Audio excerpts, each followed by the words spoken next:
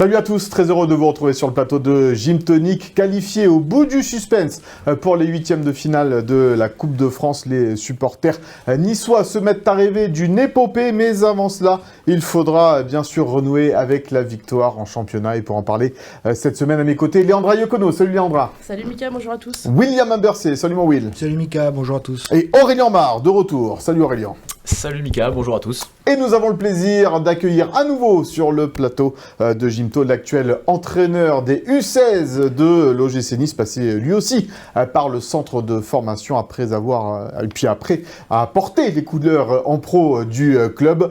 C'est bien sûr Johan Odel. Salut Johan.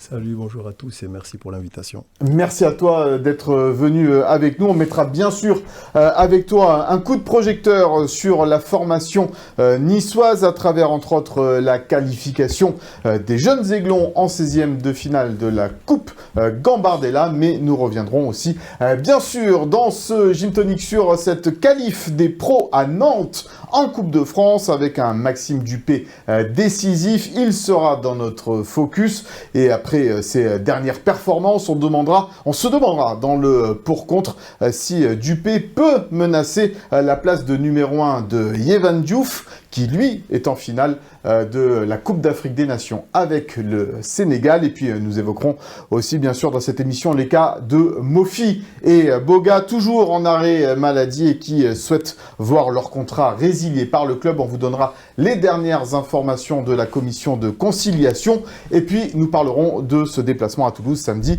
avec pour objectif donc de regagner enfin un match en Ligue 1. En fin d'émission, nous rendrons hommage à Roland Courbis qui est décédé cette semaine et nous parlerons des rendez-vous manqués entre l'OGC Nice et l'ancien entraîneur, entre autres, de l'Olympique de Marseille. Mais on démarre donc ce gros programme avec cette qualif au tir au but à Nantes, en Coupe de France, un but partout à la fin du temps réglementaire. Léandra, au-delà du résultat, le gym de Claude Puel progresse encore.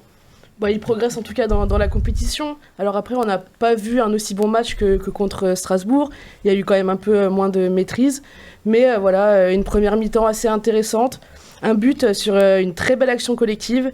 Louchet, Klaus et puis Diab qui a remis le contact après ses 6 buts en octobre. Et puis la deuxième mi-temps, un peu plus poussive. Les Canaries qui ont énormément dominé, qui ont été récompensés par l'égalisation de Guirassy. Et donc, dans ce match un petit peu ping-pong où chaque camp aurait pu piquer, finalement, ça s'est joué au pénalty.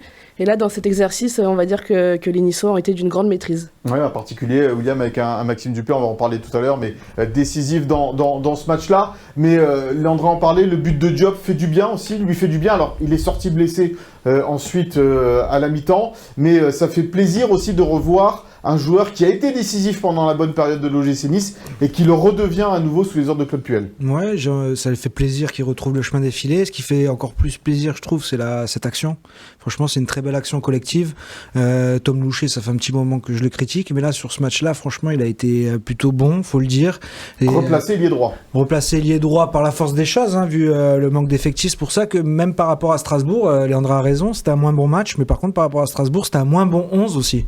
Quand je vois Brad Mansunga titulaire à côté de Djoumaba, qu'on a beaucoup critiqué aussi à juste titre, mais Djoumaba il confirme après Strasbourg qu'il fait un bon match au Strasbourg. Contre Nantes, franchement, à côté d'un petit jeune, il a pas fait tâche, le petit jeune, et ça a été plus compliqué pour lui, mais le gym a tenu. Pour Diop c'est bien, pour Klaus et Bard qui confirment aussi, parce que Klaus a été vraiment très bon aussi, c'est bien. Des Sanson, des milieux de terrain, à part Vandout qui a été en dessous, on voit des choses aussi, le curseur s'élève, et surtout c'est la qualif en fait. Moi je trouve que Sanson l'a dit, c'est comme une victoire, ils n'ont pas encore gagné, mais là c'était une victoire, et je pense que vraiment c'est un match qui peut leur donner confiance. Que bénef. Johan, en coupe, peu importe la manière, au final, l'important c'est la qualification, ou dans l'état de forme et dans l'état dans lequel est l'OGC Nice aujourd'hui, il faut quand même s'attacher un petit peu plus au jeu. Moi, je trouve que c'est une victoire. Je te rejoins sur ça. J'ai vu des très belles phases de jeu. J'ai vu la patte Claude Puel pour l'avoir connu. Et je fais le parallèle avec le match de Strasbourg, où on a mené de belles offensives. Voilà, ça se joue à très peu qu'on ne gagne pas ce match de Strasbourg. Donc l'équipe est dans la continuité, c'est bien. Moi, je les vois très peu parce que j'entraîne en même temps, mais je peux dire que j'entends beaucoup de Beaucoup d'enthousiasme, je vois des garçons prendre beaucoup de plaisir. Je les vois, je les croise avec le sourire, donc ça fait plaisir. On va regarder les stats de cette rencontre entre l'OGC Nice et le Football Club de Nantes, donc pour vérifier, voir un petit peu ce qui s'est passé à ce niveau-là avec cette belle Coupe de France, on en parlera tout à l'heure. Effectivement, les tirs sont en faveur de cette équipe de Nantes, avec Maxime Dupé qui a fait un double arrêt à un moment donné, quand même assez exceptionnel. On en reparlera aussi. Moi, ce que je voudrais voir avec toi, Aurélien, c'est quand même la force de caractère d'Eli Wahi, qui donc voit son penalty repoussé par le gardien nantais, qui n'hésite pas pendant la séance de tir au but à aller tirer et à aller cette fois le mettre. On disait que c'était un joueur qui manquait de confiance. Là, il a prouvé qu'il est en train de regagner cette confiance. Il a gagné sa confiance au bout de 8 minutes contre Strasbourg, et là, forcément, dans la continuité contre Nantes, ça lui a pas posé de problème de retirer le penalty sur la séance de tir au but. Et puis il est venu là aussi pour amener quelque chose de supplémentaire.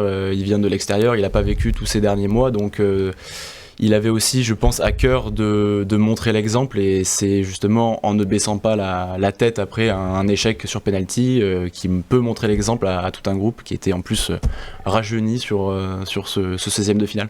Au-delà de cette histoire de penalty, Léandra, dans le jeu, comment il a été Eli Wahi? Est-ce qu'il pèse sur les défenses comme ne le faisaient pas ses partenaires actuels, mais les anciens numéro 9 du gym? Il a pesé par séquence. Après, il s'est montré moins dangereux. Il avait fait 5 tirs, je crois, contre Strasbourg en une seule mi-temps. Donc là, on l'a un peu moins vu. Il faut dire qu'il est tombé sur une défense nantaise qui était quand même assez costaud, notamment Tati, qui est un peu une révélation de cette saison en Ligue 1.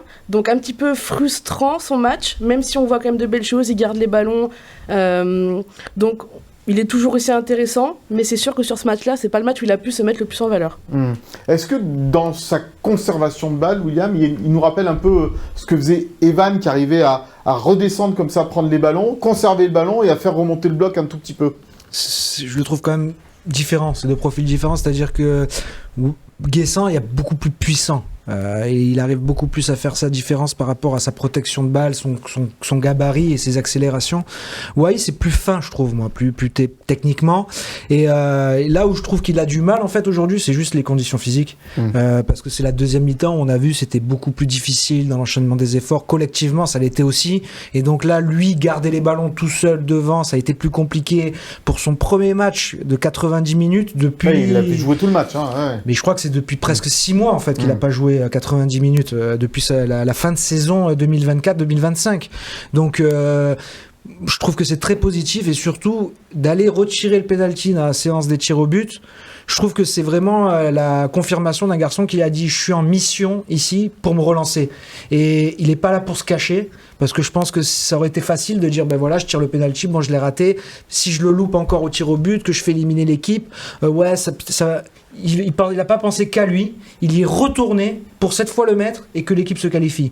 Et je trouve que ça, non seulement c'est une force de caractère perso, mais surtout c'est aussi de l'altruisme pour le collectif. J'y vais pour le collectif, pour qu'on se qualifie. Et je trouve que franchement, pour le moment, il a tout juste. Ça a tout l'air d'être la bonne pioche, Eli Wahi pour l'OGC Nice. Les deux montagnes se sont rencontrées, quoi, on va dire. Moi, j'aime beaucoup le profil. Voilà, c'est ma came d'attaquant. C'est un joueur qui sait prendre les espaces. C'est un joueur qui est bon 1 contre 1. On l'a vu contre Strasbourg. Maintenant, il faut être patient. Voilà, il faut lui laisser le temps de se remettre en jambes. Je sais de quoi je parle. Et je pense qu'il va faire du bien à cette équipe. La petite frayeur, Léandra, c'est quand on a vu Kevin Carlos s'avancer pour le dernier penalty, on s'est dit oula. Tu sais à qui j'ai pensé? Vermeulen en finale de la Coupe de France. Mais il avait mis. Eh ben oui, juste comme Kevin Carlos. Et voilà, tu vois. On s'écrivait avec Will à ce moment-là. J'étais un peu en avance sur lui, forcément. J'étais au stade. Je dis aïe, ça me fait un peu peur.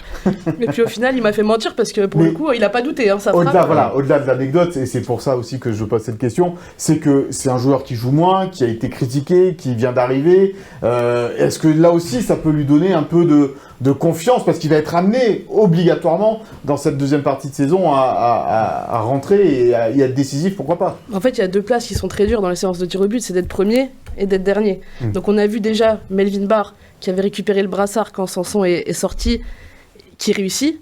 Et puis Kevin Carlos qui termine en beauté. Donc c'est sûr que forcément pour ces joueurs-là, ça va faire du bien. Everton Pereira, il faut aussi faut le souligner. Voilà, l'audace et puis le caractère qu'il a eu pour aller tirer aussi est très bien tiré. Donc il y a vraiment que des choses positives dans ce match et dans cette séance de penalty. Et comme tu l'as dit, Mika, Kevin Carlos forcément aura un rôle dans cette seconde partie de saison parce que Eli Wahi ne pourra pas enchaîner tous les matchs, c'est une certitude. Il y a aussi beaucoup plus de centres qui arrivent des côtés, donc il a un profil qui pourrait servir, je trouve, avec cette présence dans la surface. Peut-être qu'il va aussi se révéler. Je pense que ça va le décharger, en fait, l'arrivée de Wahi, parce qu'aujourd'hui, l'attaquant numéro 1 de l'OGC Nice, c'est Eli Wahi. Avant qu'il arrive, tu savais pas trop si c'était Kevin Carlos, si c'était peut-être Boga qui pouvait jouer en neuf, si c'était Shaw qui pouvait... si c'était Diop qui, quand il était là, tu n'avais pas de vrai neuf déjà, et t'attendais un peu que ça vienne d'un ailier, d'un créateur, et là, t'as Eli Wahi. Donc Kevin Carlos, déjà, ça le décharge. Là-dedans, il sait qu'il est numéro 2 en pointe. Et derrière Eli Wahi, tu as un autre profil. Dans des scénarios de match où ce sera peut-être un peu plus compliqué face à des défenses regroupées, tu peux faire rentrer Kevin Carlos, meilleur dans le jeu aérien, costaud, qui fait bouger les défenses pour Eli Wahi, qui est plus fin. Il y aura des associations qui peuvent être intéressantes, je pense. C'est pour cela qu'on souligne aussi ce tir au but inscrit, et le dernier tir au but inscrit par Kevin Carlos. Alors ça n'aura échappé à personne que le Paris Saint-Germain est éliminé de cette Coupe de France contre le Paris FC. Aurélien, l'OGC Nice va affronter Montpellier à la maison en 8e de finale. Est-ce que on peut déjà commencer à rêver un tout petit peu ? Forcément, la piste est plus dégagée. Après, de là à rêver, il faudra faire très attention parce que Montpellier en a mis 4 à Metz aussi, donc c'est pas à prendre à la légère. Et puis, pour revenir aussi au match de Nantes, défensivement, c'est pas non plus encore ça. Il faut pas tout. Il y a beaucoup d'absents. Voilà, il y avait énormément d'absents évidemment, mais il faut pas voir tout beau tout rose non plus, puisque Nantes a tiré 15 fois. C'est l'une des plus gros totaux de tirs de Nantes de cette saison. Donc défensivement, il y a encore des choses à régler côté niçois, et la piste est plus dégagée, mais combien d'équipes en rêvent ? Marseille a plus gagné de trophée depuis 89. Strasbourg, Monaco, Lens, évidemment. Nice est dans ce cas. Du monde. Il y a encore tous les gros sauf Paris. Donc la piste n'est pas du tout dégagée. Je te voyais hocher la tête. À partir de quand on pourrait y croire, William, sur se dire pourquoi pas aller chercher une finale, au moins une finale. À partir du moment où tu mèneras en finale, si tu y es. Non, mais une finale, aller jusqu'en finale. Moi, je te parle d'aller jusqu'en finale, de la gagner. Là, après, c'est encore. Moi, j'ai envie de dire. C'est trop tôt, bien sûr. Les Niçois le savent trop bien. Remember Nice-Van, par exemple. Coupe de la Ligue, Nice-Van. C'est une demi-finale. Ça y est, on va être en finale, on a pris Van. Et ben. Je te fais Nice-Versailles. Nice-Versailles, rebelote, pareil. Ça va être facile, Versailles. Ça a été compliqué. S'il n'y a pas Gouiri qui te fait roulette, passe dans le trou, 2-0. C'était compliqué. Donc, et on est l'OGC Nice. On se connaît trop bien. On a vu la saison qu'on vit. Mais justement. Et Montpellier, je trouve que c'est une équipe qui aura rien à perdre. Avec un Everson face à son frère Everton. Il y a plein d'histoires. Quand ils en ont mis 4 à Metz, qui est quand même une Ligue 1. Ouais. Voilà, tranquille. Et justement, on est l'OGC Nice. Juste le bonheur d'être en 8e, c'est déjà bien. On est l'OGC Nice et on se souvient que, là, on le sait depuis le début du mois de décembre et janvier, on nous dit l'OGC Nice joue le maintien. La dernière fois que l'OGC Nice a joué le maintien de cette façon-là, l'OGC Nice est descendu et a gagné évidemment la Coupe de France. C'est pas ce que l'on souhaite évidemment pour le club. Mais voilà, on est l'OGC Nice. Dans des bonnes saisons ou dans des saisons catastrophiques, il peut y avoir parfois des rayons de soleil. Ou l'inverse. Donc, à quoi s'attendre cette année, dans cette deuxième partie de saison, de la part des Aiglons, Léandra ? On ne sait pas, mais en tout cas, ce qui est sûr, c'est qu'il faut se servir de cette Coupe de France pour engranger de la confiance, pour se faire du bien au moral, comme ils l'ont fait contre Nantes, parce que c'est jamais anodin de s'en sortir au pénalty. Ça crée toujours une sorte de, quelque chose, des émotions, ça soude un groupe. Donc autant en profiter jusqu'au bout, on verra. Johan, ça serait une erreur de penser déjà que la Coupe de France peut être un objectif concret dans cette saison de l'OGC Nice ? Moi, je pense qu'il ne faut pas s'enflammer. Moi, je pense qu'il faut prendre les matchs les uns après les autres. Le coach va pouvoir récupérer pas mal de joueurs. Donc, ça lui offrira plus de possibilités, plus de choix. Et puis là, on verra, on fera les comptes à la fin.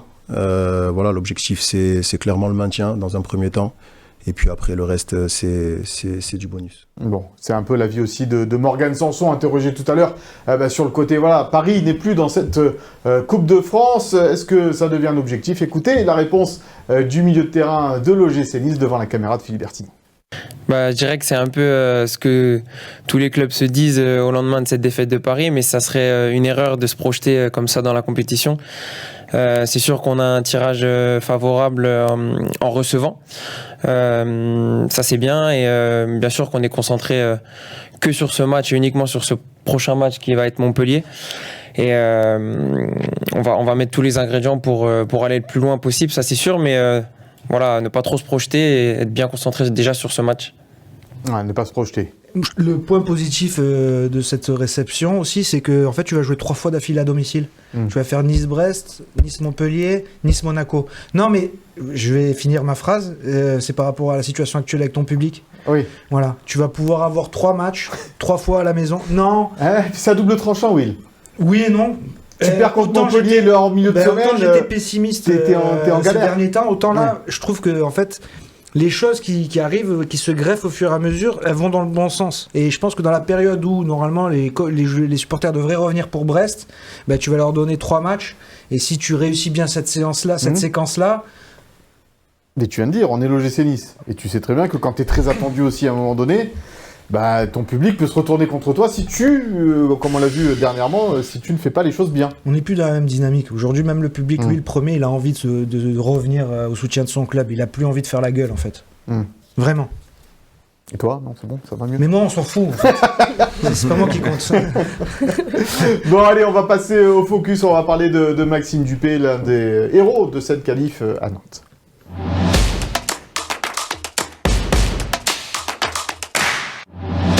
Auteur de plusieurs arrêts pendant cette rencontre, dont un des pénaltys dans la séance de tir au but, Maxime Dupé a fait le match que l'on attendait d'un gardien de but décisif. Il le fait depuis le début de son intérim en fait. Enfin, à chaque match, on le voit décisif, on le voit plutôt serein, rassurant. Dans le jeu au pied, c'est très intéressant aussi. Donc, tout bénef pour Maxime Dupé qui offre de vraies garanties. Joanne, il offre beaucoup de calme aussi. Je le trouve très serein dans les buts, Maxime Dupé. C'est important pour une défense qui bouge beaucoup, qui est jeune parfois, qui peut être mis en difficulté. Il apporte cette sérénité.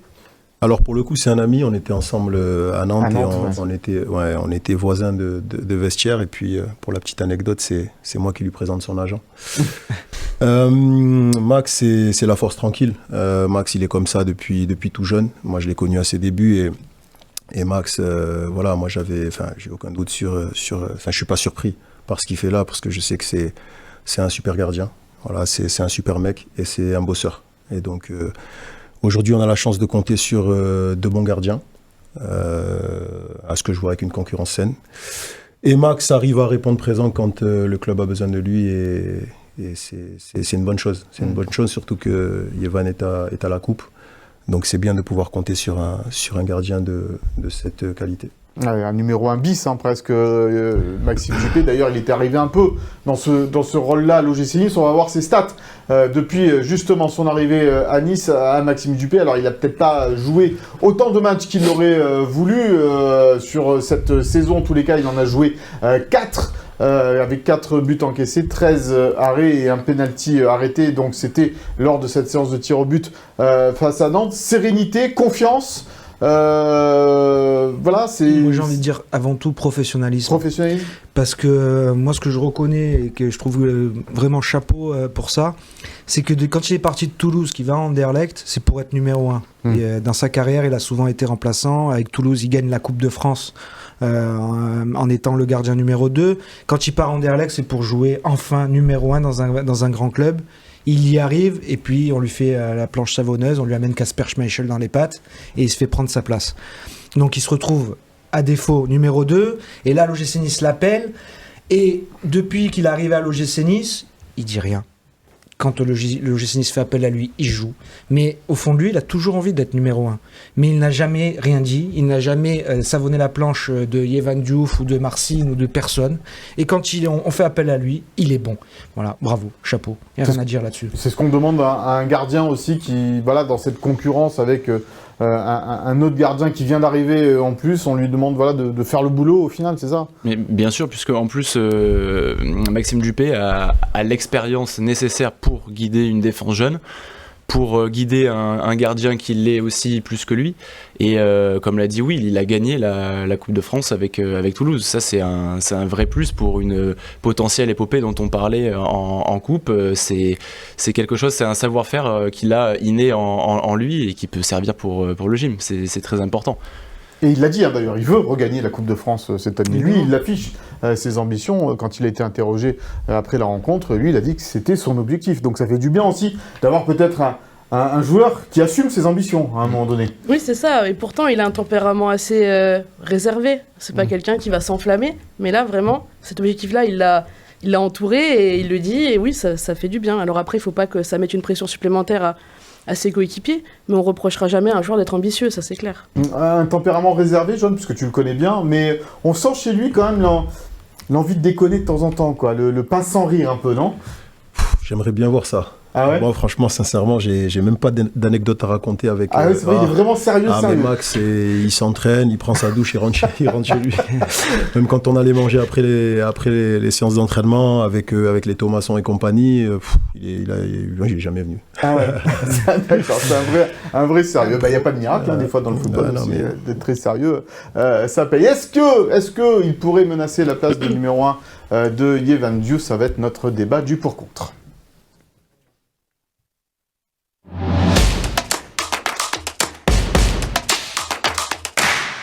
Et oui, est-ce que Yevan Diouf, qui est actuellement à la CAN, qui a vu arriver un nouvel entraîneur en la personne de Claude Puel et qui a titularisé donc Maxime Dupé dans ses premiers matchs, est-ce qu'il pourrait voir sa place menacée ? Je vais laisser la parole à William. Ah, t'es pas gagnant aujourd'hui. Non, parce que la semaine dernière, j'ai commencé par Léandrin. Non, mais moi, je pense que ça va trop vite en besogne, ce thème.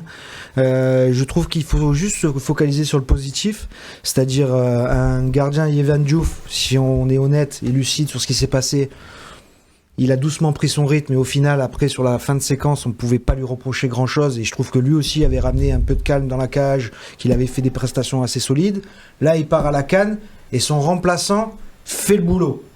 Super positif pour le club, super positif pour Claude Puel et super positif pour l'émulation en fait dans ce vestiaire. C'est-à-dire que dans tous les postes, gardien compris, la concurrence est relancée, l'émulation est positive et des petits jeunes peuvent pousser les cadres à se relancer. Un numéro 2 peut pousser le gardien numéro 1 à se dire attention, peut-être que sur 2-3 séquences, si je suis un peu moins bien, derrière ça pousse.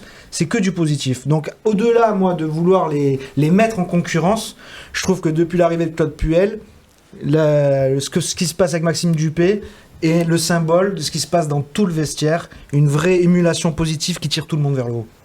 Léandra. Moi je pense que Maxime Dupé il a offert pas mal de garanties.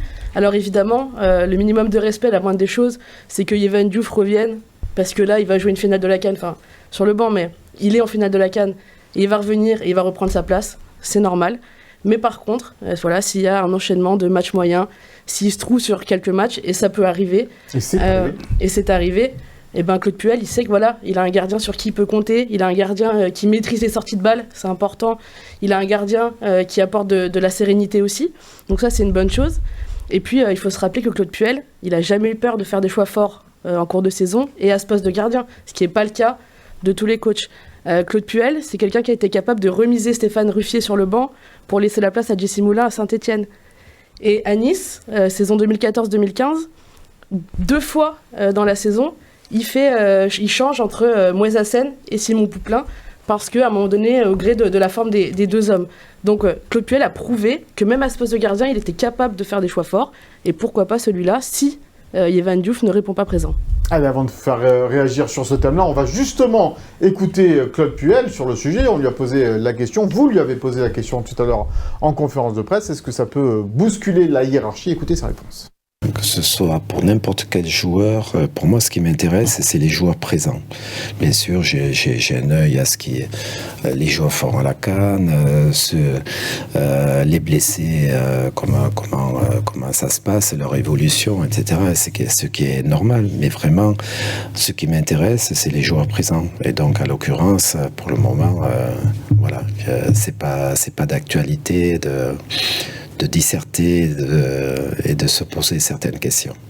Voilà, comme on pouvait s'y attendre, il botte en touche, évidemment, Claude Puel, sur ce sujet-là. Joanne, c'est toujours compliqué une gestion des gardiens de but. On le dit toujours que c'est compliqué parce que, voilà, on a vu dans des clubs comme le Paris Saint-Germain, des fois, il y avait 2 numéros 1 et ça se tirait peut-être un peu dans les pattes. Il faut une hiérarchie claire dans un club entre un numéro 1 et un numéro 2, quoi qu'il arrive. Je ne sais pas s'il faut une hiérarchie claire. Après, moi, ce que je peux dire, c'est que le club compte sur 2 bons gardiens aujourd'hui. Et on le voit, Yevan est à la canne, je répète, et on est content d'avoir Max. Et ce n'est pas le cas de tous les effectifs. Les 2 seraient numéro 1 quasi si on enlève le PSG, dans n'importe quel club de Ligue 1. Donc on devrait se réjouir de ça. Il y a même un numéro 3 et il y a même un numéro 4 qui arrive, le petit Martin Ponceau. Donc voilà, c'est très bien. L'OGC Nice a toujours eu de bons gardiens. Voilà, moi, à part dire que encore une fois, c'est une chance pour le club. Voilà.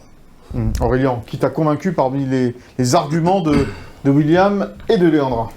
Moi, je vais rejoindre Léandra parce que depuis son clash avec Stéphane Ruffier, pour moi, Claude Puel n'a pas de hiérarchie à aucun poste, donc y compris le poste de gardien. Il est capable de mettre sur la touche une légende d'un club comme ça en un claquement de doigts. Et surtout par sa gestion du poste, il est capable de créer une émulation, parce que pour moi, la mise en concurrence au poste de gardien, c'est pas forcément quelque chose de mauvais, ça peut être bénéfique. Sur la première partie de saison, Yevan Diouf a débuté en tant que numéro 1 clair.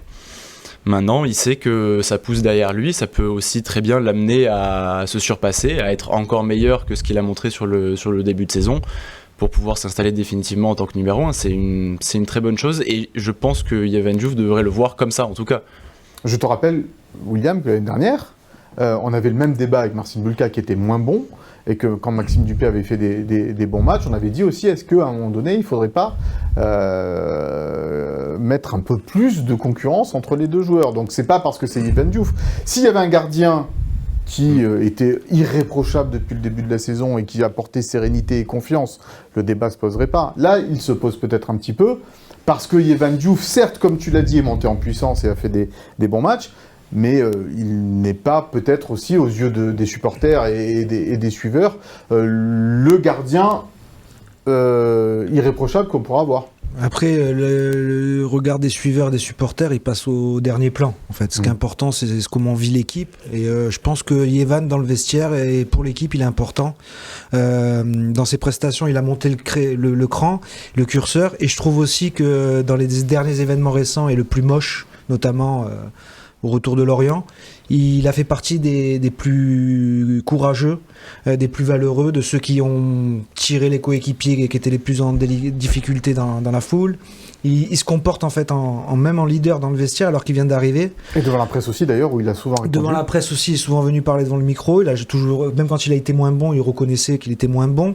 Donc aujourd'hui, en fait, Claude Puel, c'est délicat parce qu'il n'a pas une réelle concurrence sous ses yeux. Yevan Diouf n'est pas là. Yevan Diouf ne joue pas depuis un mois presque aussi. Donc le rythme aussi, ça. Et ça va être important. Mais parce que l'OGC Nice joue le maintien. Bien sûr. Tu peux pas dire il y a un joueur qui manque de rythme, on va le mettre quand même. Attendons qu'il revienne, de voir comment ça repart. Et par rapport à la hiérarchie claire chez les gardiens, moi je pense qu'il en faut une. Parce que je pense que la dernière fois où il y a vraiment eu une hiérarchie qui n'était pas très claire à l'OGC Nice, c'était quand il y avait Kasper Schmeichel et Bulka. Et on l'a vu, c'était la pire période. On a perdu Schmeichel qui n'a jamais été vraiment bon. La pire période pour les gardiens. Oui. Parce que là, les 6 derniers mois, c'est quand même sympa. Ouais, non, mais pour les gardiens. Et Bulka qui se blesse. Parce qu'il sentait la frustration, et ça, et comme par hasard, il se blesse. La tête est liée avec le corps. Donc, je pense que c'est tellement un poste particulier, les gardiens de but, où tu es tout seul, en fait. Et il n'y a qu'une place, surtout. Sur le terrain, tu as 10 places. Même si tu as des postes différents, tu as quand même beaucoup plus de possibilités. Donc, je pense, pour moi, c'est un poste très spécifique. Et chambouler de semaine en semaine la hiérarchie...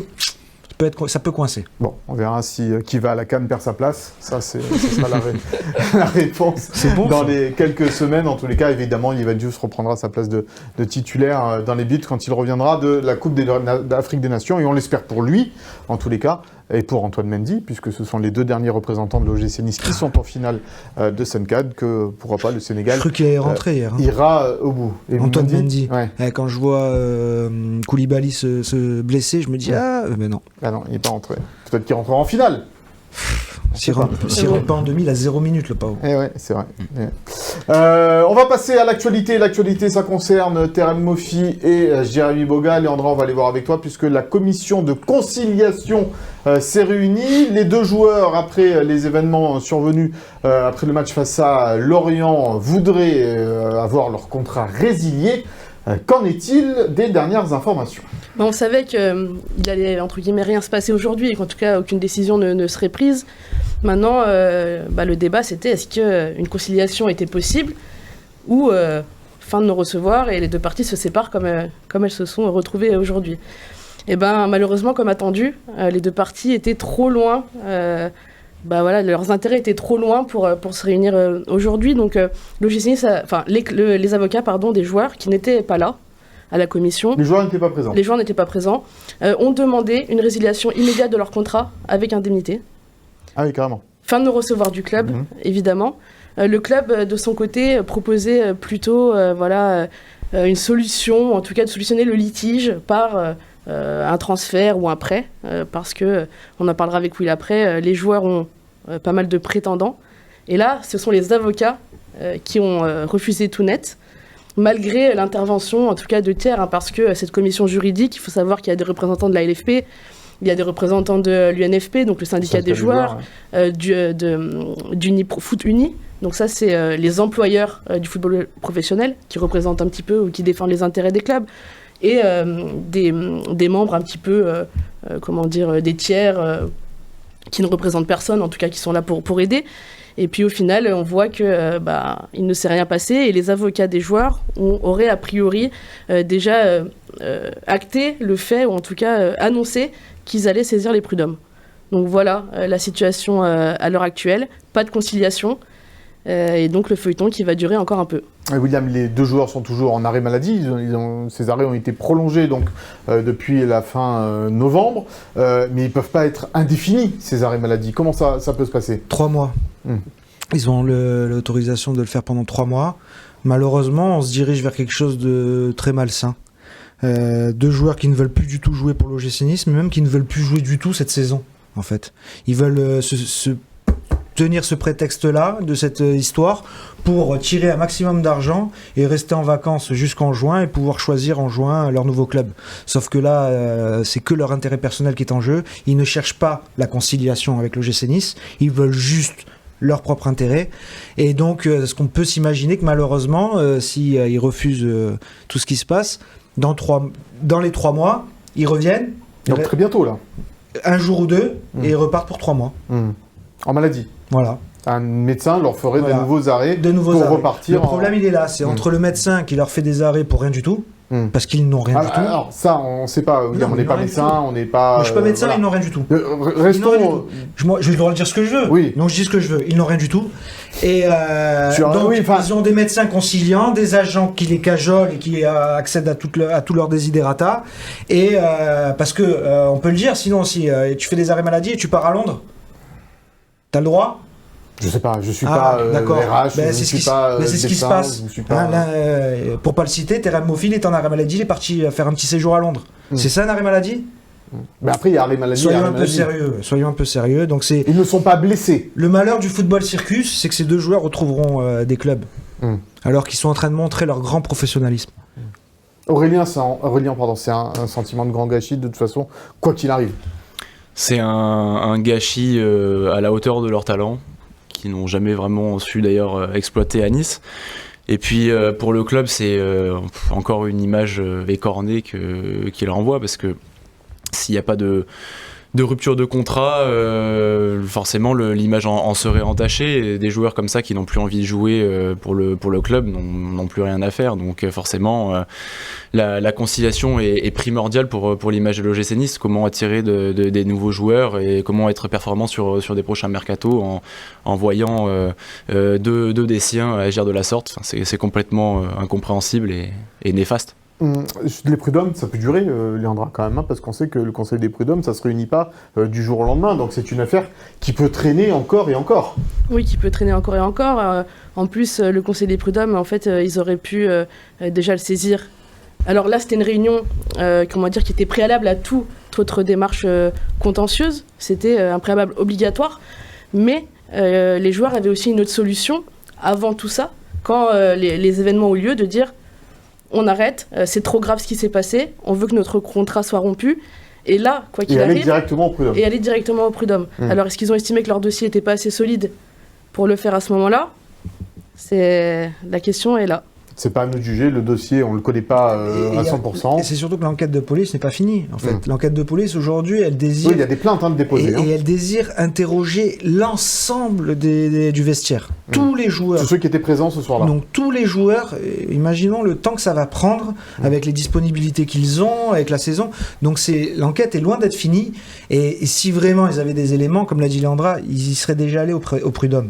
Mais ils les ont pas, ces éléments-là. Donc là, tu insinues donc qu'ils cherchent à forcer la main un peu des dirigeants de l'OGC Nice qui héritent de ce dossier, Jean-Pierre River et Maurice Cohen, puisqu'ils n'étaient pas présents au moment des faits, mais Jean-Pierre River connaît très bien les deux joueurs.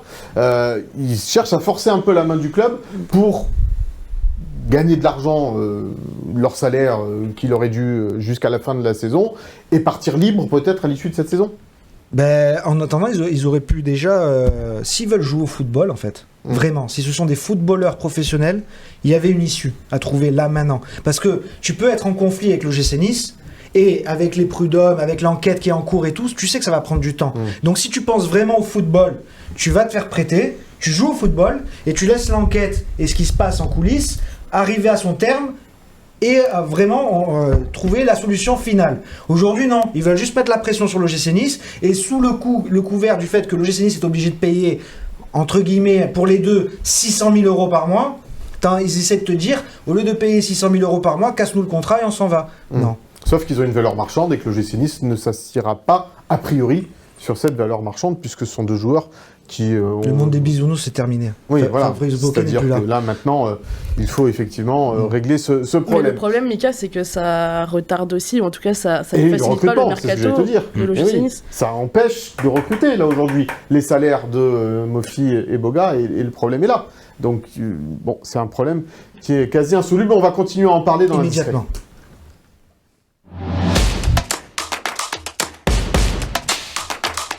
Quasi insoluble immédiatement parce que ces joueurs ont pourtant des clubs là au mercato d'hiver qui les désirent. Celui qui a le plus de prétendants des deux, c'est Terem Mofi, de par évidemment le poste numéro 9.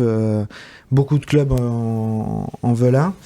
Et Jérémy Boga aussi, parce qu'il garde une certaine cote sur le marché. Et, d'après les indiscrétions, il y a des clubs italiens qui se sont intéressés à lui, des clubs russes aussi. Des clubs russes qui sont prêts à lui donner beaucoup d'argent. Donc si c'est l'argent qui l'intéresse, il peut s'y retrouver aussi. Mais là, aujourd'hui, la situation fait que les deux joueurs refusent tout. Donc ça prouve bien que leur intérêt premier... Les joueurs ou leurs agents ? L'un ne va pas sans l'autre en fait. Ils sont conseillers les joueurs. Et ils ont leur opinion, mais ils ont aussi des conseillers. Et aujourd'hui, ce sont beaucoup les conseillers, on va le dire, qui les encouragent à ne rien faire, à ne pas bouger, parce que mettre la pression sur le club et avoir la satisfaction avec un contrat cassé et des indemnités. Sauf que l'OGC Nice ne rentrera pas dans ce jeu-là et on se dirige donc vers deux joueurs qui ne joueront plus au foot avant l'été prochain. Au minimum. Parce qu'après, il faut qu'il y ait un club qui les achète, parce que leur contrat se termine en 2027. Ouais. Donc, ils auront encore un an de contrat à la fin de cette saison. Donc, et puis, ils auront toujours une valeur marchande. Mais encore une fois, c'est le serpent qui se mord la queue, parce qu'après 6 mois sans jouer, quel club va vouloir mettre une indemnité assez conséquente pour que l'OGC Nice récupère un peu d'argent ? Tout le monde est perdant dans cette histoire. Ouais. Tout le monde est en train de perdre, évidemment, dans cette histoire. Mais à commencer par le milieu du foot, en fait. Franchement, aujourd'hui, là, c'est une situation qui montre qu'en fait, il y a beaucoup de malhonnêteté sur la situation. Parce que si concrètement, quand je dis qu'ils ont rien, c'est parce que si concrètement, vraiment, il s'était vraiment passé quelque chose pour eux de gravissime, et pour les autres aussi, Je pense qu'il y aurait d'autres joueurs aujourd'hui qui auraient porté plainte ou qui seraient en train de dire moi je veux plus jouer pour ce club, moi ce club il m'a déçu, ce club me dégoûte, ils ont pas assuré sur ce plan-là. Aujourd'hui les joueurs n'en parlent plus, ils sont même plus concernés. Les deux seuls qui maintiennent et qui sont là arc-boutés sur leur volonté, c'est Terem Moffi et Jérémy Boga, c'est tout. Et franchement, ça démontre quand même une certaine malhonnêteté. Bon, en tous les cas, on suivra avec attention la suite de ces événements. On va parler de choses un petit peu plus réjouissantes avec donc cette qualification de l'OGC Nice. Ah oui, t'avais un petit indiscret encore Je te coupe avant, Mika. Non, c'est juste pour parler un petit peu du dossier Bernard Nguéné. Ah oui, voilà, c'est ça, qui excuse-moi. secoue l'actualité depuis quelques minutes maintenant. Donc là, voilà, l'attaquant camerounais est en passe d'être prêté au Standard de Liège, 6e du championnat belge. Okay. Voilà, avec une option d'achat non obligatoire, dont le montant n'a pas encore filtré, mais c'est la petite info du jour. Il faut se rappeler que là, contre Nantes, il est entré à la mi-temps, et il est ressorti avant la fin du match. Oui, pas fait confiance pour la séance de tir au but, effectivement. Bernard Nguéné, on lira évidemment tout ça dans Nice Matin. Demain, donc, les choses plus réjouissantes, c'est cette qualification de l'OGC Nice en Gambardella, élimination de l'Olympique de Marseille. Et ça, on en vient à parler de la formation avec toi, Johan, donc entraîneur des U16. D'abord, un mot sur cette Gambardella. Ils nous ont fait plaisir, les petits jeunes. Là. Ah, ils nous ont fait plaisir. Moi, je jouais à la garde avec mes petits et je me suis pressé pour rentrer et voir ce match. Et ils m'ont fait plaisir. Non, on a vu une belle équipe avec du caractère.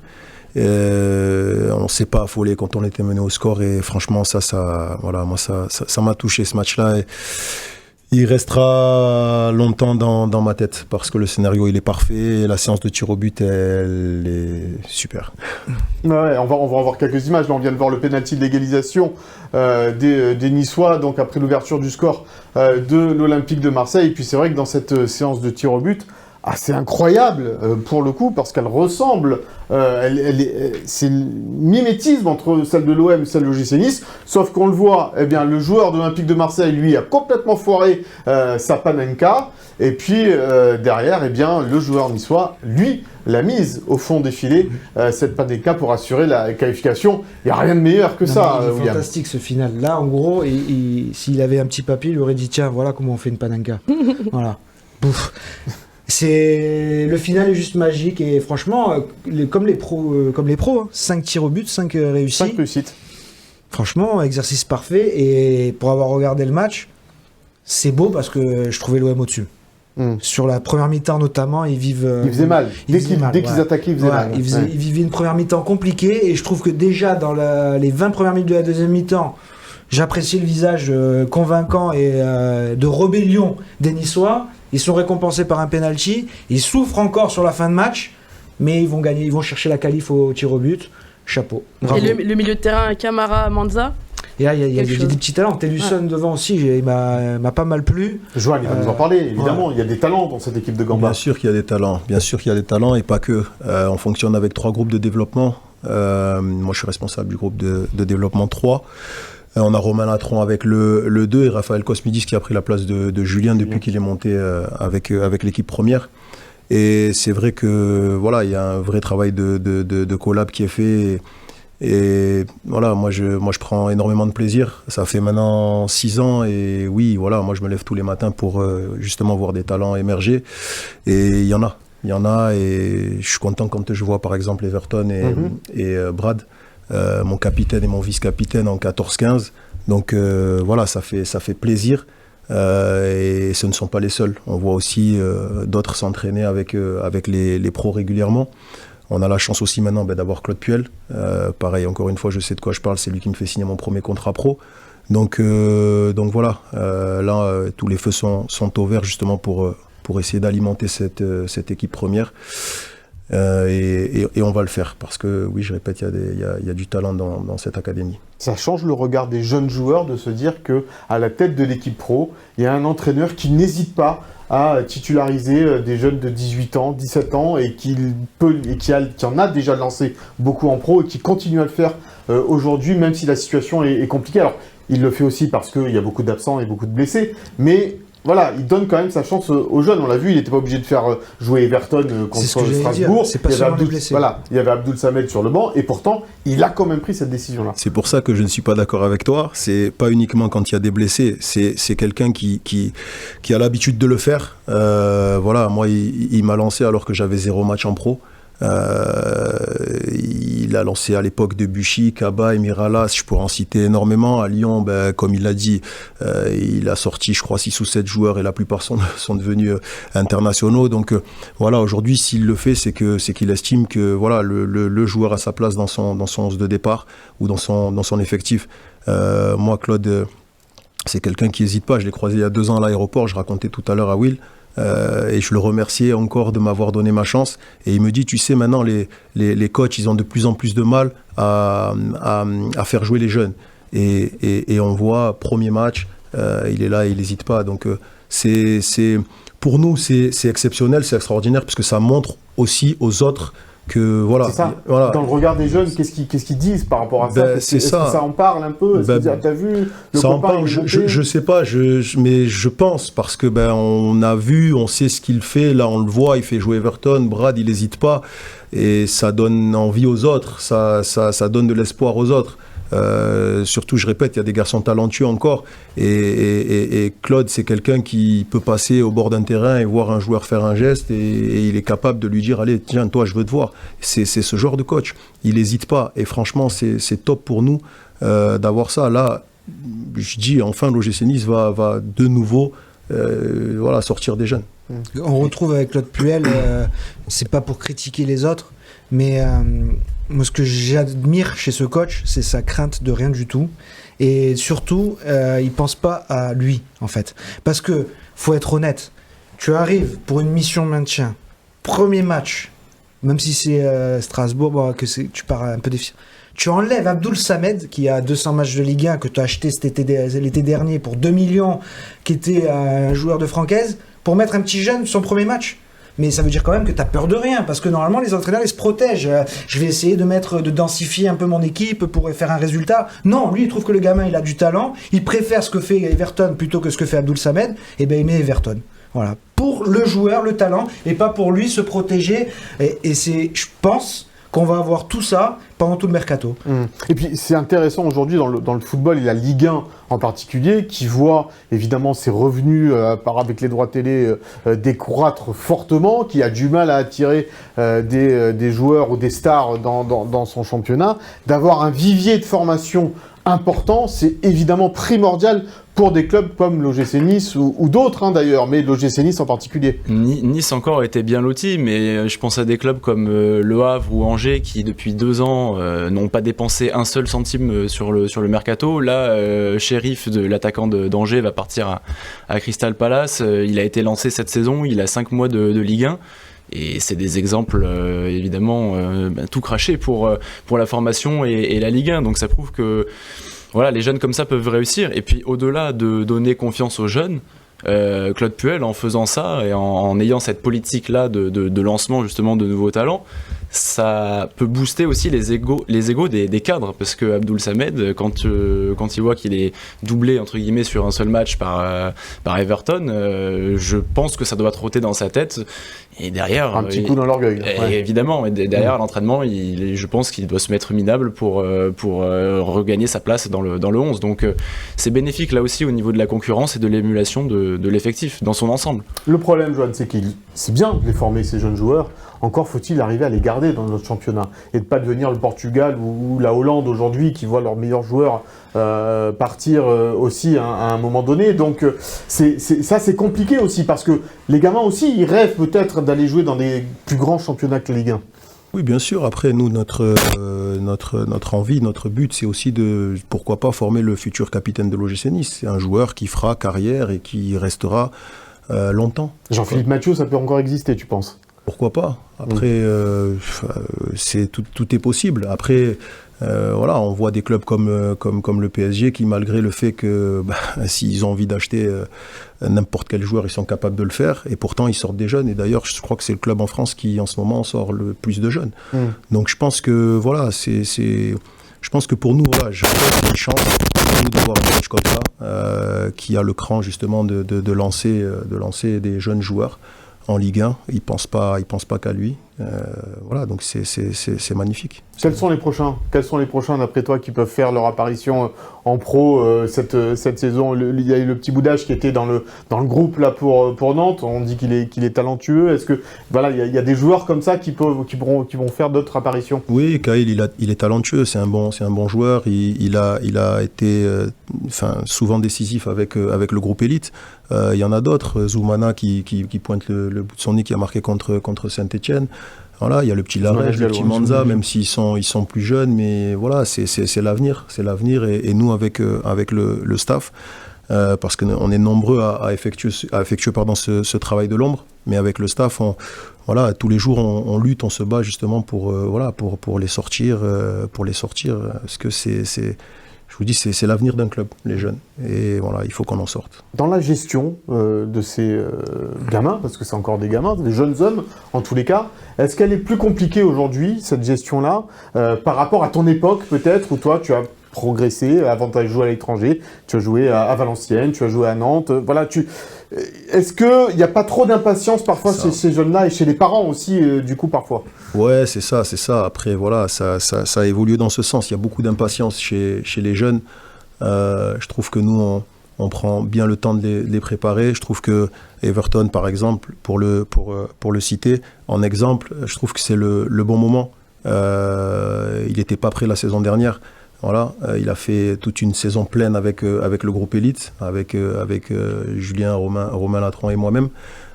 Et je pense que là, voilà, et c'est ce qu'il va falloir faire avec les prochains, avec les suivants, faire preuve de patience, justement les inciter à être patients, mais c'est vrai que c'est dur parce qu'ils veulent tout de suite maintenant, la nouvelle génération. Everton, c'était un peu plus facile parce que papa, ancien footballeur, donc connaît le milieu, parce que je pense qu'aujourd'hui c'est ça la complexité de la chose, c'est les parents qui connaissent pas trop vraiment le milieu du football, qui voient juste les millions qui peuvent tomber, l'argent, donc ils poussent pour que leurs gamins jouent dans un club professionnel, et donc vont jouer la surenchère avec des agents qui leur font miroiter des super contrats, des super choses, et ils se perdent un peu vraiment les valeurs et le respect du club qui t'a donné ta chance.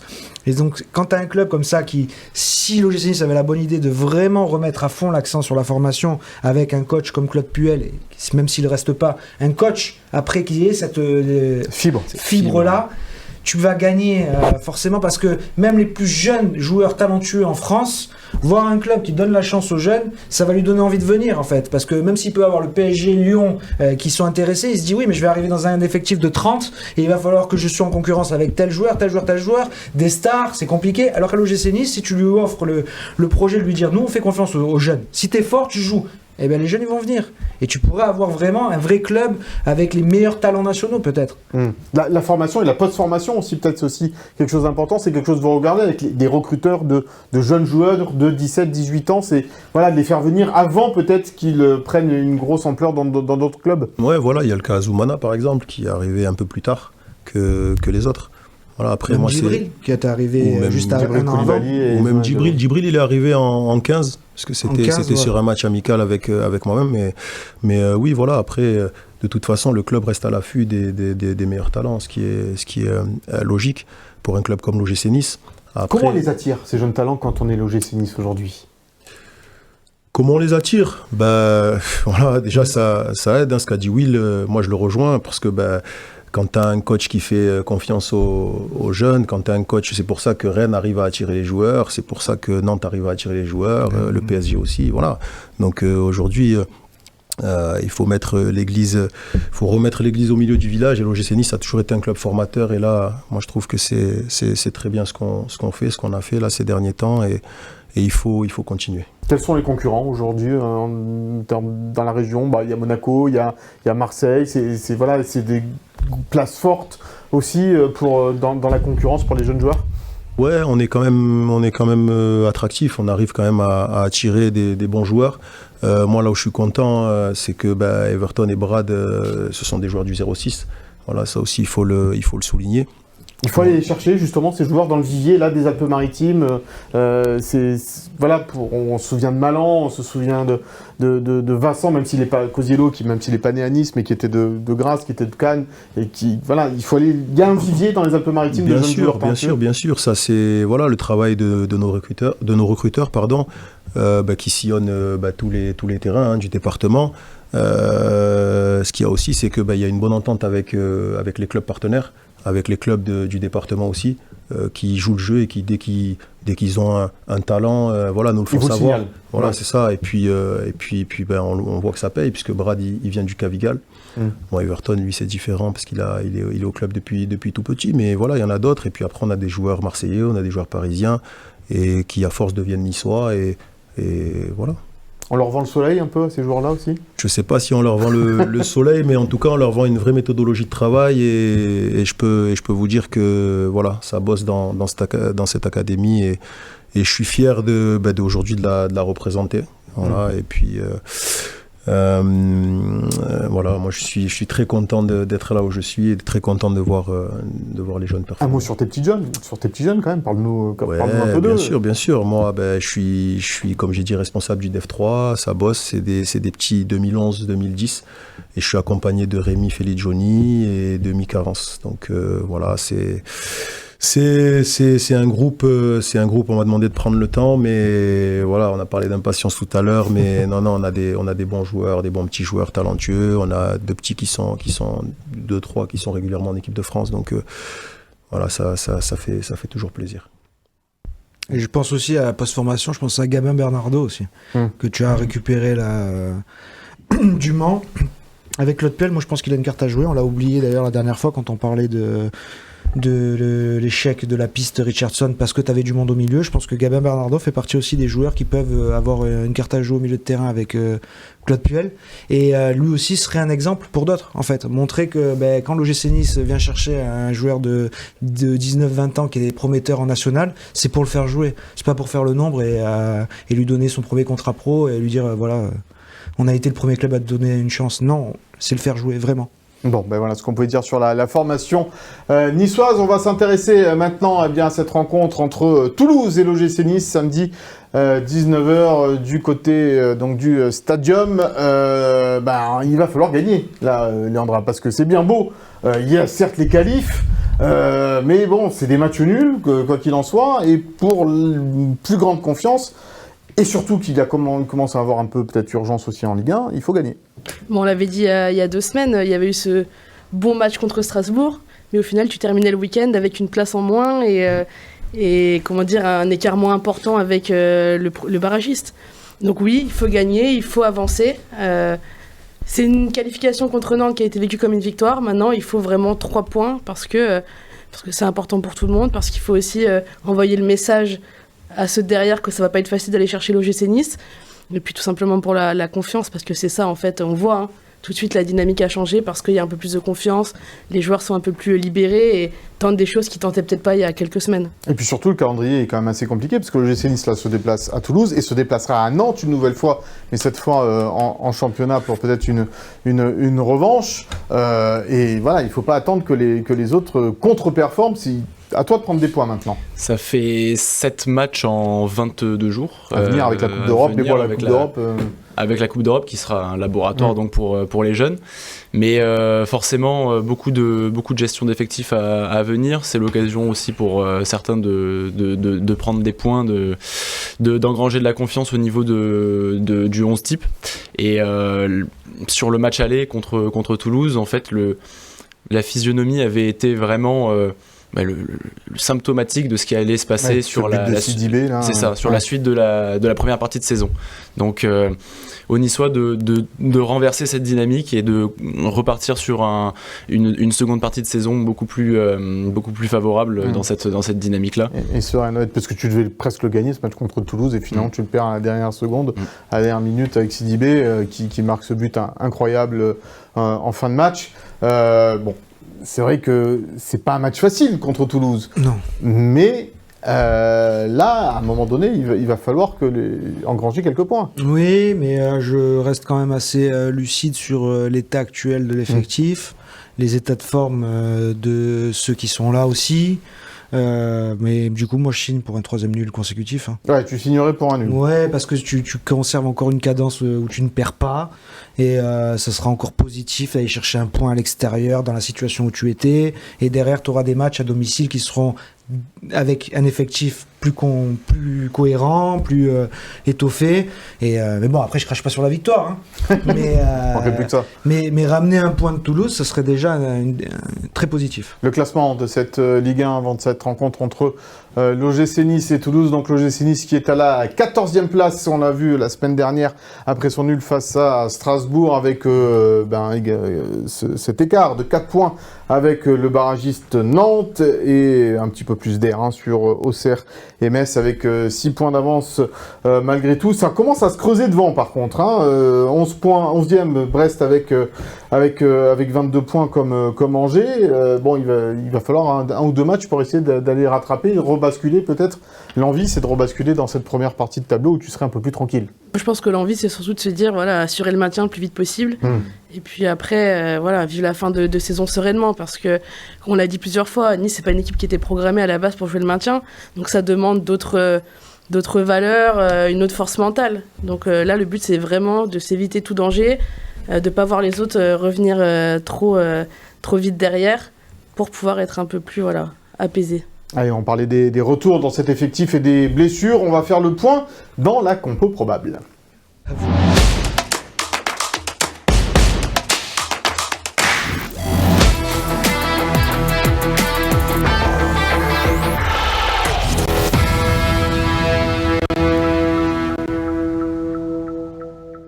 William devant le tableau de la compo probable. C'était Leandra qui s'en chargeait ces dernières semaines. Détaille-nous ça, mon cher Will. Claude Puel sur le banc. Ah oui, mais ça. Donc Maxime Dupé, oui, classique, qui va continuer son bel intérim dans les buts dans son ancien club à Toulouse, connaît bien le stadium.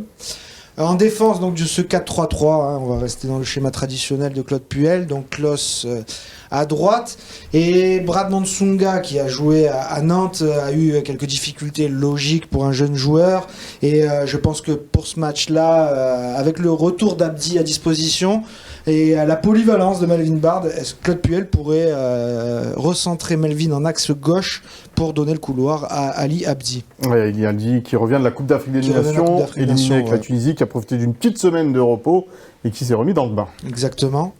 Ensuite, du milieu à 3, plutôt classique par rapport à ce qu'on a vu ces dernières semaines, donc avec Van Hout, Sanson et Tanguy Ndombele, qu'on surveille. On surveille sa montée en régime à Tanguy. Ouais, on l'a pas trop vu contre Nantes, la montée non, en régime. Mais c'est logique. Bien dans les cases. C'est logique après, on va pas attendre qu'il fasse des miracles tout de suite, mais je suis sûr qu'il peut faire une très très bonne fin de saison, Tanguy Ndombele. Ça sera bénéfique à l'OGC Nice forcément. Et devant, on a toujours Shaw qui n'a pas repris l'entraînement, Sofiane Diop qui n'avait pas repris non plus aux dernières nouvelles. Coup à la cheville pour Sofiane Diop. Ouais, et au tendon d'Achille. Au tendon d'Achille, exactement. Ouais. Info de Leandra. Et donc, son bon match à Nantes pourrait confirmer la confiance que lui a confiée Claude Puel. À droite, avec Wai en pointe, et profiter du retour d'Isaac Johnson pour occuper le couloir gauche, puisque Sofiane Diop ne devrait pas être là. Donc ça ferait 13 absents encore pour l'OGC Nice à Toulouse. Compo qui a de la gueule quand même. Oui, si tu le dis. Non, mais pourquoi pas. Pas convaincu. Non, mais après, c'est toujours les problèmes en défense qui sont un peu récurrents il est pas bon en ce moment. dans cette équipe. Il progresse. J'arrive à dire qu'il progresse. C'est déjà pas mal. Et tu partais de loin. Ouais, t'as jamais dit ça sur Pablo Rosario. Ouais, je suis en train de le regretter vu la saison qu'il fait du côté du FC Porto. Il n'y a pas de secret. Dans le Farioli Ball. Bon, on va quand même entendre Morgan Sanson sur cette rencontre face à Toulouse, le milieu de terrain de l'OGC Nice, qui lui aussi est en train de remonter la pente sous les ordres de Claude Puel. Je crois qu'ils sont meilleurs à l'extérieur qu'à domicile. Donc c'est une composante qui va être importante. On espère qu'on va pouvoir leur faire du mal comme on fait ces derniers matchs, où on va avoir une certaine maîtrise aussi. C'est une équipe quand même qui est 8e de Ligue 1, donc c'est pas anodin, et elles ont beaucoup de qualité, beaucoup de joueurs de qualité, donc ça va pas être simple, il va falloir être solide, costaud, Il y aura une bonne ambiance comme toujours à Toulouse. Donc voilà, ça faudra faire un match plein pour en espérer l'emporter. Un match plein, Johan, pour une victoire qui, voilà, on le disait tout à l'heure, il faut maintenant prendre des points face à Toulouse. Ouais, il faut prendre des points. Après, je pense pas que... faut pas regarder les adversaires. Il faut qu'on se concentre sur nous. On a un objectif, on a une mission. Les joueurs sont en mission avec le coach, avec le club. Donc voilà. Moi, un match nul, ça me va. Donc voilà, à partir du moment où l'équipe continue de tout donner comme elle fait là, c'est beau de les voir comme ça et je sais que ça va payer. Bon, est-ce que tu vas aider dans les pronos pour le cadeau de la semaine avec ton souhait du match nul? On va voir ça tout de suite, le cadeau de la semaine. Mais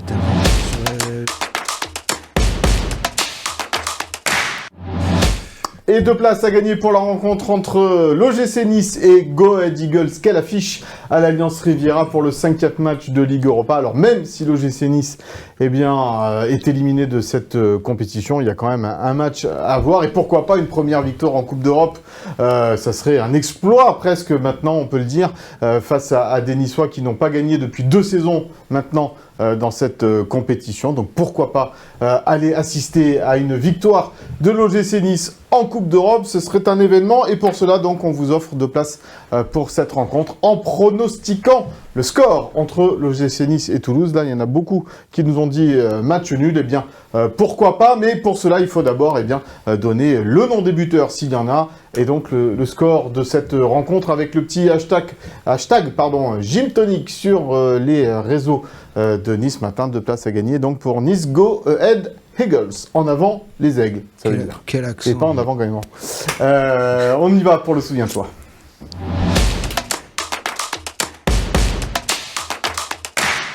Et dans ce souviens-toi, on va évoquer la mémoire et un homme qui a marqué le football français, Roland Courbis, qui s'est éteint en début de semaine, laissant le monde du football, ses acteurs, les médias aussi, qu'il avait beaucoup côtoyé dans un grand chagrin. Je vais te faire réagir d'abord, Joanne, parce que c'est vrai que Roland Courbis, c'était un personnage du football français. Ouais. Surtout que moi, j'adorais sa voix et puis son franc-parler. Donc c'est sûr qu'il laissera un grand vide. Voilà, c'était un grand monsieur, un grand joueur de foot et puis surtout un grand coach. Un homme qui connaissait évidemment très bien le football et qui aurait pu, Aurélien, à plusieurs reprises, au moins 2 en tous les cas, venir s'asseoir sur le banc de l'OGC Nice. C'est ce que tu vas nous rappeler et nous raconter. Exactement, c'est ça. Bon, son histoire a été bercée par la côte méditerranéenne à Roland Courbis, joueur à Marseille, Ajaccio, Monaco puis Toulon. Et il s'est aussi plu ensuite à entraîner dans le sud, Toulon, Andoum, Bordeaux, Toulouse, Ajaccio, Montpellier et même 7 sur la fin de sa carrière, mais jamais à Nice donc. Pour son premier match d'ailleurs en pro face à Nice, Courbis est à Ajaccio et les Corses s'inclinent 3-0. Alors on le voit ici sur la photo, il est en haut à droite. À côté du gardien. À côté du gardien, exactement, deuxième en partant de la droite. On connaît Claude Leroy aussi en bas là. Exactement, c'est ça dans cette équipe ajaxienne qui sera reléguée à la fin de la saison pour la première de Courbis, première saison pleine en tant que professionnel. Donc défaite 3-0 face aux Niçois sur un triplé d'une légende de la SSE et un peu de Nice aussi, il faut le dire, Hervé Revelli. C'était donc le 14 janvier 73, ça fait presque donc 53 ans quand même, jour pour jour. Et Courbis avait manqué le match aller au Ré, donc c'était son premier match face aux Aiglons en professionnel. Et avec Monaco, ensuite, Courbis gagne 2 titres de champion en 78 et 82. Et son association avec Bernard Gardon en charnière centrale, et alors c'est ce qui se fait quasiment de mieux en France. Et il ne perd que 2 fois contre le Gym. En 5 ans et en 14 matchs, dont une fois sur ce soir-là, cette photo, où on le voit ici à la lutte en train de pourchasser Nenad Biekovic. C'était lors de la saison 77-78, demi-finale aller de Coupe de France, victoire 1-0. Très beau maillot RTL pour l'OGC Nice. Ouais, magnifique. Exactement, victoire 1-0 de l'OGC Nice et maillot de la finale, donc malheureusement perdu contre Nancy. Et Courbis ensuite sera par exemple de la gifle 6-1 de Monaco au Louis II la saison d'après. Il finira ensuite sa carrière à Toulon en 85. On le voit ici avec le grand Luigi Alfano, exactement, qui a passé 15 ans à Toulon et qui connaît très bien Courbis, coach Courbis. Je te coupe sur Alfano parce que j'ai lu une anecdote formidable. Je ne sais pas si vous avez lu ça dans les hommages donnés par Roland Courbis. Roland Courbis, il expliquait, vous avez vu le nez un peu aplati de la part de Luigi Alfano, qui était un joueur qui jouait à Toulon à l'époque. Et Roland Courbis, à l'oreille, il savait qui prenait le ballon de la tête et si en particulier c'était Luigi Alfano, parce que il y avait le nez qui jouait ça. Il dit ah tiens, ça c'était une tête d'Alfano. Il reconnaissait à l'oreille quand Alfano il touchait le ballon de la tête. J'ai trouvé cette anecdote assez incroyable. C'est dire la complémentarité entre les deux joueurs. Et il finira justement donc sa carrière à Toulon dans la défense la plus méchante de France, selon Philippe Camps et bien d'autres observateurs. On le remercie, on le salue d'ailleurs. Ah oui. Il a bien aidé pour ce Souviens-toi. La légende. Évidemment, comme toujours fidèle à son habitude. On fait un bond de 20 ans maintenant pour arriver jusqu'en 2005. Courbis affronte Nice sur le banc d'Ajaccio et perd 1-0 sur un but de Baki Koné qu'il juge hors jeu. Et c'est la goutte de trop, excédé par les erreurs arbitrales. Courbis déclare ensuite dans la presse et à Corse Matin je me prépare pour quitter le football pendant 1 an. Et finalement, il signera dans la foulée aux Émirats. Donc, il n'était pas content de. Pourtant, il critiquait très peu l'arbitrage. Exactement. Courbis, et là, c'était la goutte de trop. Très peu tout court. Ouais. C'est pas quelqu'un qui critiquait, il préférait plutôt mettre en avant. Valoriser, trouver des circonstances. Il aimait pas trop critiquer. Il n'y avait jamais eu effectivement, il y a jamais eu de grosses critiques envers l'arbitrage de la part. Il était très respectueux du travail des arbitres, contrairement à certains présidents de clubs ou entraîneurs aujourd'hui. C'était la classe. Et 4 ans plus tard, Courbis est au chômage après plus de 20 ans passés non-stop sur les bancs de D1. Donc on est en 2009. Il sort d'une remontée en Ligue 1 avec Montpellier avec des demi-mongoliens, comme disait Loulou. Ouais, c'était la dégradation de Louis Nicolin. On était remonté en Ligue 1 avec des semi-mongoliens. Des semi-mongoliens. Il faut mettre des guillemets. C'est incroyable, il faut mettre des gros guillemets évidemment. Mais c'était une déclaration folle. assez incroyable à l'époque de la part de Louis Nicolin. Exactement. Et les rumeurs du coup l'envoient à Nice une fois son contrat terminé avec le MHSC. Pour aider le coach Didier Olly-Nicole, dont les résultats sont inquiétants depuis sa prise de poste en juillet. Et c'est un poste de coordinateur sportif qui est proposé à Courbis. C'est Gilbert Stellardo le président. Exactement, par Gilbert Stellardo, donc président du gym depuis septembre de la même année. Et le départ d'un certain Maurice Cohen d'ailleurs. Et donc Stellardo annonce en conférence de presse: vous aurez une bonne surprise. Ni une ni deux, en octobre, Nice Matin titre justement Nice attend Roland Courbis. Et même Sky Sports, pour la petite anecdote, fait mousser la rumeur. Donc on en parlait outre-Atlantique, mais seulement Courbis est en prison en ce moment-là, au moment où les avances sont faites. Et le gym se penche sur lui, mais il ne sortira de prison qu'en février 2010. Finalement, il ne signe pas du côté de Nice. On le voit ici avec Rennes lors de son passage en 2016. À l'Alliance Riviera, où il revient à l'Alliance Riviera et Claude Puel juste en fond, à sa gauche. Et 3 ans plus tôt, en 2007 justement, Roland Courbis déclarait dans nos colonnes qu'il avait peur qu'il craignait de retourner en cellule après son premier passage en 90. Il disait je n'ai jamais piqué un franc à quelqu'un et ça fait 20 ans que je suis condamné. J'ai payé et je paye encore. Qui aime bien châtie bien, la justice doit m'adorer. Petite critique là aussi, même s'il n'en avait pas forcément l'habitude envers ni les arbitres. Oui, il se défaussait pas. Roland, il sait qu'il avait fait des petites bêtises et il se défaussait pas trop non plus. Ça faisait partie de ces choses-là. Du personnage. Il signera pas au gym, mais donc finalement en 2011, deuxième approche. Finalement, deuxième presque signature pour Roland Courbis. Et cette fois, le Marseillais viendrait pour prendre le poste et la relève surtout d'Éric Roy, dont le contrat arrive à expiration en 2011. Mais il répondra: je ne vais pas commencer une carrière de traître à 57 ans. Il a vu sous ses ordres, Éric Roy, en tant qu'entraîneur de l'Olympique de Marseille. C'est ça, exactement. Et finalement, c'est René Marcillia qui prendra le poste pour la saison 2011-2012. Et si Gilbert Stellardo avait dîné dans cette période-là avec Courbis, c'était finalement pour des conseils sur le recrutement et pas pour une signature de coach Courbis qui et a oui, donc... qui était un peu agent aussi à l'époque, Roland. Il faisait un peu tout. On lui a proposé le poste de coordinateur sportif, donc ça prouve qu'il pouvait faire tous les dirigeants, un peu tout. Tous les agents parlaient à Roland. Incontournable. Monsieur Foot.